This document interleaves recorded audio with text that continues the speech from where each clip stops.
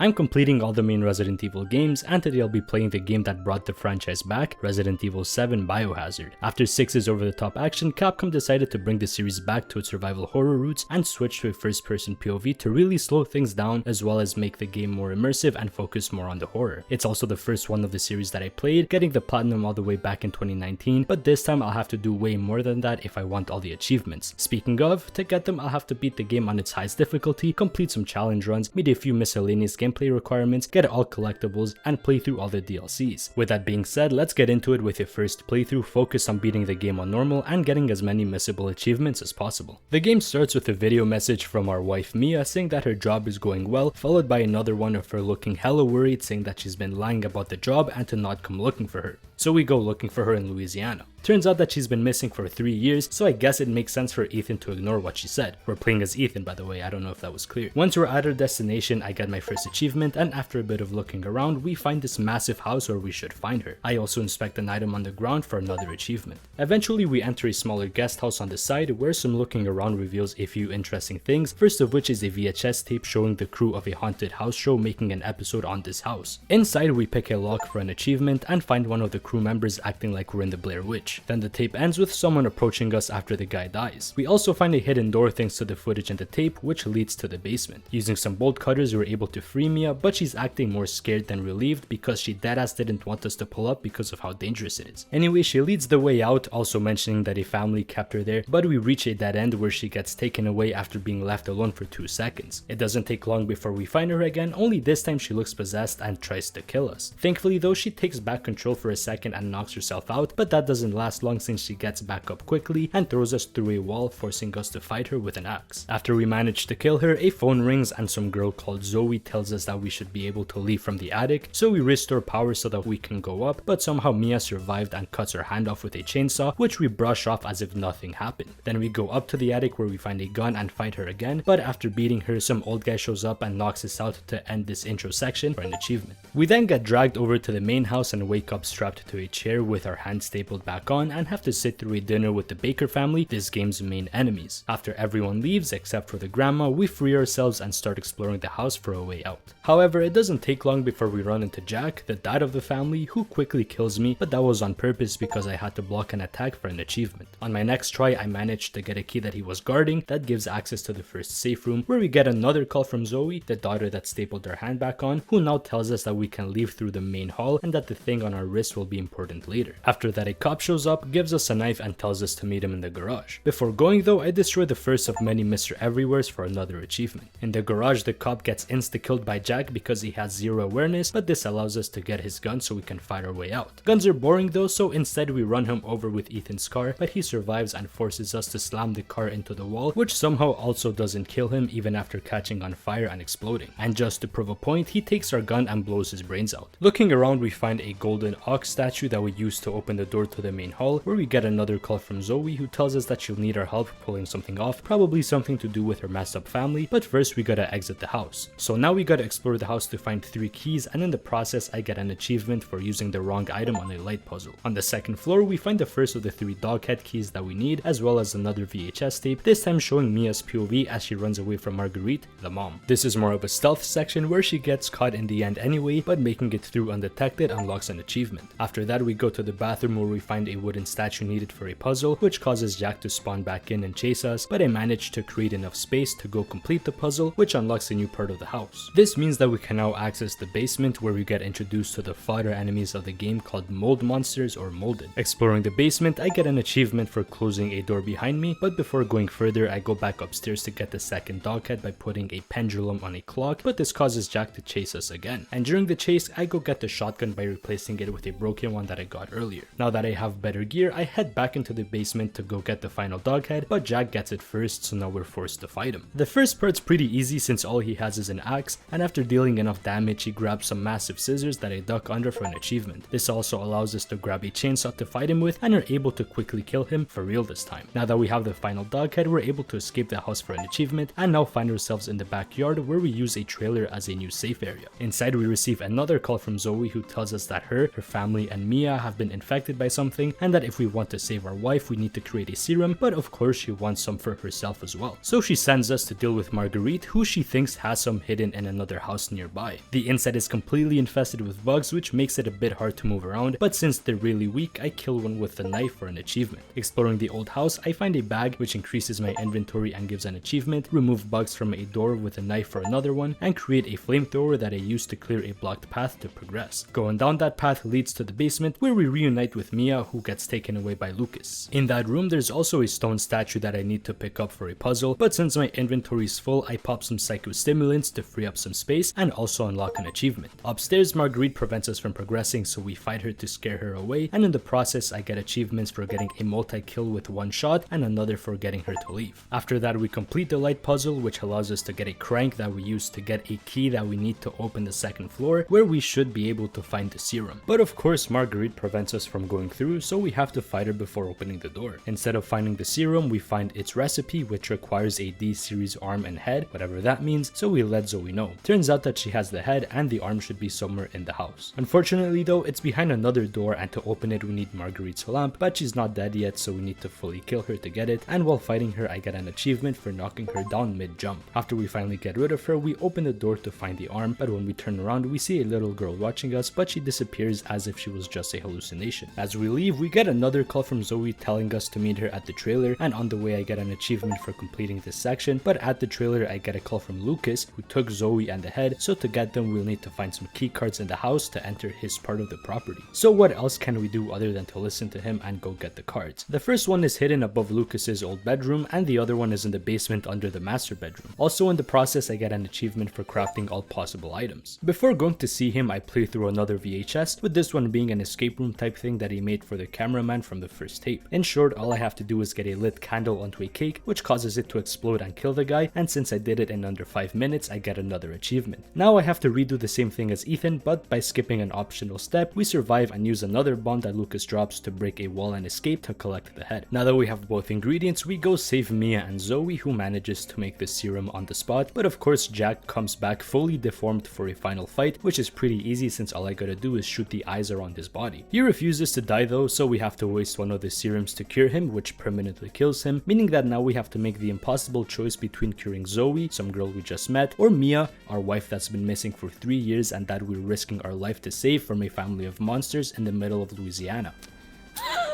On the boat ride out, we come across a massive ship and get knocked out by a bunch of mold tentacles. Then we wake up washed up on shore as Mia for an achievement, and then see Ethan get taken away by the mold, so now the roles are reversed and Mia has to save Ethan. On the ship, we start getting some flashbacks of the events before the wreck, since Mia was on it, and we see the little girl from before called Evelyn, who makes us watch a VHS of the events on the ship, and since it's the last one, I get an achievement. In the tape, we learned that the job that Mia was initially on was to take care of the girl with this other guy, I forgot his name, but she manages to escape, kills him, and causes the wreck. This is also where Mia sends the second video to Ethan, and after that we're blown out of the ship and end the tape. That was a very quick recap of what happened. There were some combat sections in there where I got an achievement for using a bomb to kill an enemy while grabbed, but there isn't much else worth talking about. Back in reality, we fight our way to the ship's lower level to get to Ethan, which is also when I get the final coin collectible for an achievement, and once we reach him we switch characters again to see a vision he's having of a normal Jack. He says that he saved Evelyn and Mia after the wreck and that she infected all of them to be part of her family, so he asks us to kill her to free them. We're then freed by Mia, who gives us something that we need to beat Evelyn before sending us away. Leaving the ship gives us an achievement, and in a nearby cabin we get all of our gear back. Then we head underground into some mines so that we can make it to the Baker house, where we have to deal with a ton of molded, and also learn that Evelyn is a bioweapon. Lucas was in contact with her owners, meaning that Mia is involved with them too, and we create the anti-Evelyn serum with what Mia gave us earlier. This is also where I read the final document and destroy the final Mr. Everywhere for 2 more achievements. Then we make it to the guest house from the start, where we see visions from the fight with Mia and find Evelyn in the attic, but after injecting her with the serum we just made, we see that the real her is actually the grandma. So she transforms into a massive mold monster that we managed to kill thanks to a special gun that some guy over the radio dropped for us. Now that Evelyn's dead, I get achievements for beating the game on easy, on normal, and getting ending 1, followed by some random military guys pulling up to save us.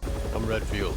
I guess since RE6, Chris has been off trend and got facial reconstruction because these two are not the same person. Anyway, we get flown out with Mia for the typical Resident Evil ending. This marks the end of playthrough number 1, which means at Madhouse the hardest difficulty is now available, but before going through it, I'll complete other challenge runs since they're easier and unlock powerful items that help a ton on Madhouse. But to cut down on total playthroughs, I combined them all into one, meaning that I'll have to beat the game in under 4 hours while not healing more than 3 times and not opening the item box more than 3 times as well. And truthfully, it was a complete cakewalk on easy. The vital part was knowing that I have to use the box before and after the escape room, so really I could only use it once freely, except not really because I need my gear after the ship section, so all 3 uses are known from the start. I did use steroids though, which increase max health and fully heal me since they don't count towards the achievement and are rare and pretty spaced out, but even then, since I ran past almost everything, health was rarely a problem. The 4-hour speedrun is also not an issue since it's a pretty short game, especially if you know where everything is, so to save everyone's time, I'ma just skip to the end for the achievements, which also includes the one for ending number 2 that required picking Zoe over Mia. Completing all these challenges unlocks a small chainsaw that does hella damage, 2 items that massively decrease damage when blocking, and some glasses that reveal all items, all of which make Madhouse a lot easier. Besides beating the game on this difficulty, I'll also have to find new collectibles, so I'll have to look out for those, and by that I mean use a guide. So besides the enemies being stronger and faster than on normal, the biggest difference is the return of limited saves that require items, which punishes death by taking away even more progress than before. That being said, the items that I unlocked, as well as this being my 3rd playthrough, made this pretty noticeable increase in difficulty very manageable, though I did die a decent amount early on because of Jack. Besides that though, the rest of the game was smooth sailing. I got the final coin after the ship section, and killing Evelyn for the final time unlocked the Madhouse achievement. That wraps up the base game, so now we have to move on to the DLC grind, starting with the story ones. The first one of these I'll do is Not a Hero, which has us play as Chris to retrieve Lucas from the mines because of his involvement with the Connections, the company that I mentioned earlier, with the only achievements being beating it on normal and professional. It's a pretty straightforward DLC. We enter the mine and Lucas attaches a bomb to our wrist, so we need to remove it. To do so, we need to collect a gas filter and night vision to traverse the mines, all while progressively losing all of our squad members, which is honestly the one thing that proves that this is the real Chris Redfield. After getting both items, we managed to find a vat of liquid nitrogen that lets us take it off before it blows up. Then we go deal with Lucas, who transforms into a massive mold monster that we're forced to kill, which ends the DLC and gives an achievement.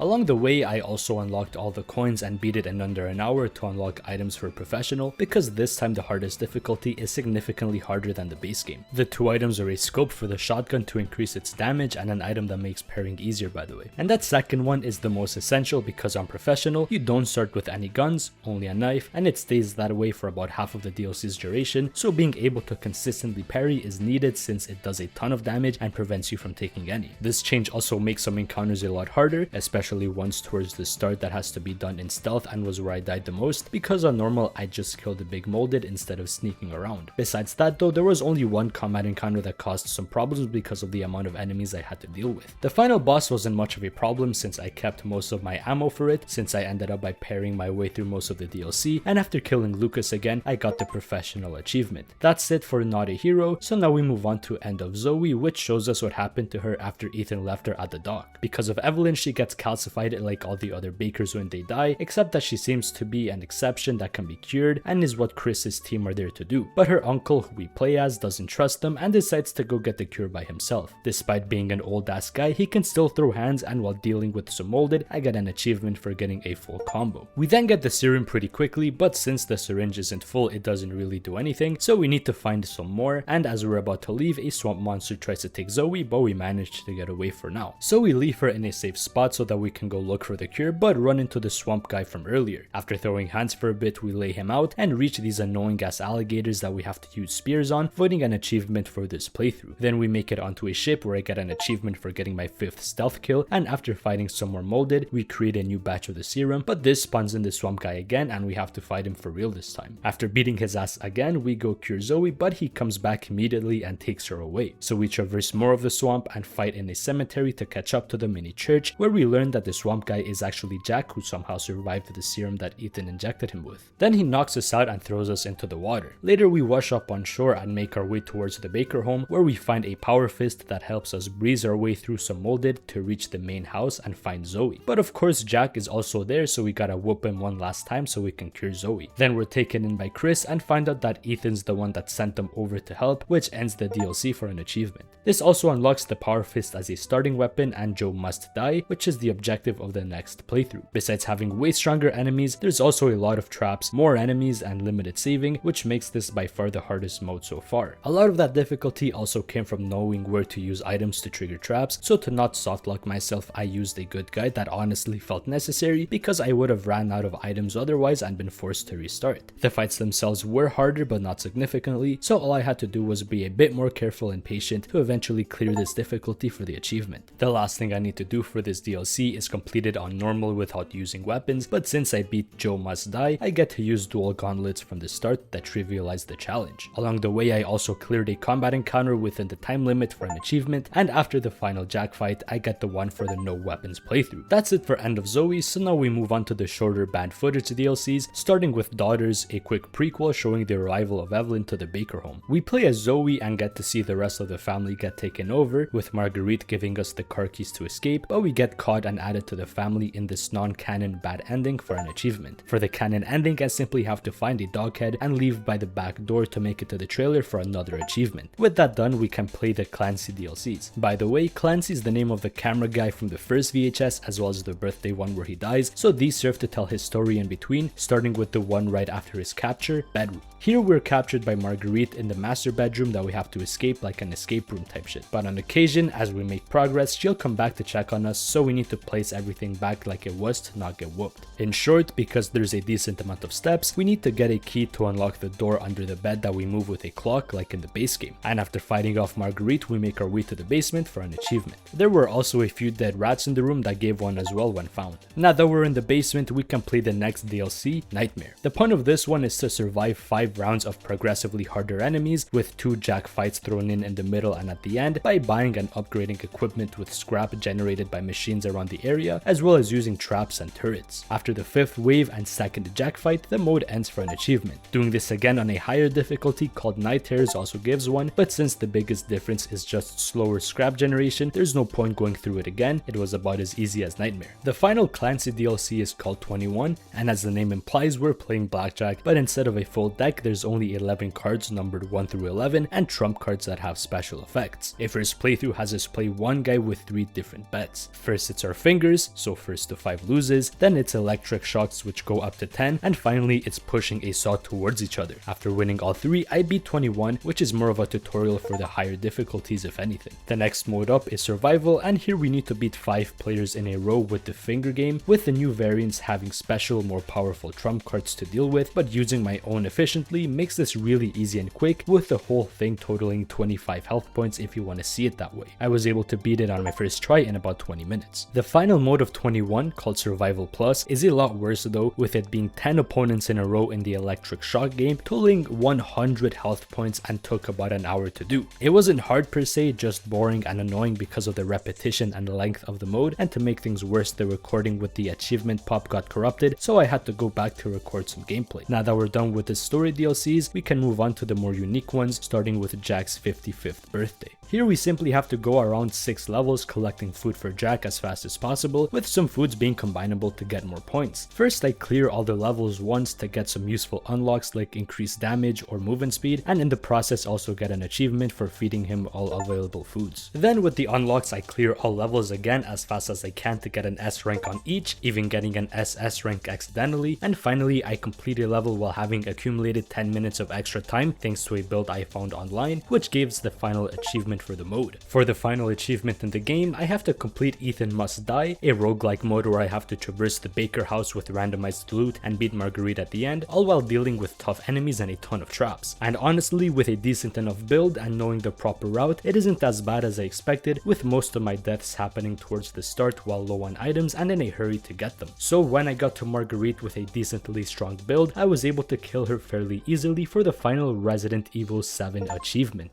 Even after 7 years, I still love RE7 as well as its achievements, except for the hour-long blackjack one, and I can now appreciate it even more after playing the games that came before it. Completing it took a bit over 40 hours and was one of the most enjoyable ones to do so far, especially directly after 5 and 6's insanely long multiplayer grinds, so I hope that that trend continues into the next video that'll be on RE8, so if you don't want to miss that, make sure to subscribe. Thanks a lot for watching all the way through. If you want to see the rest of the series, check out the playlist on screen, leave a like if you want to see see more content like this, and until next time, take care and have a good one.